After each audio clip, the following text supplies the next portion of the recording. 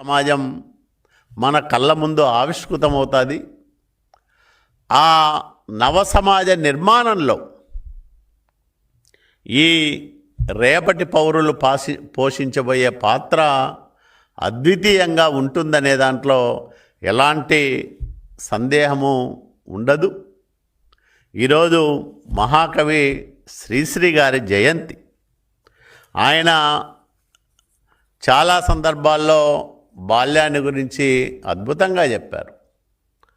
పాపం పుణ్యం ప్రపంచ మార్గం ఏమీ ఎరుగని పిల్లల్లారా పిట్టల్లారా అని ఆకాశంలో మెరుపు మెరిస్తే వాన కురిస్తే లాంటి అనేక అద్భుతమైన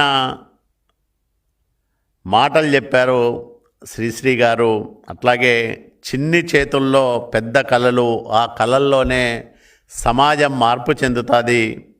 అమాయకపు నవ్వుల వెనుక ఉన్నది భవిష్యత్ గర్జన అని కూడా చెప్పిన మహాకవి.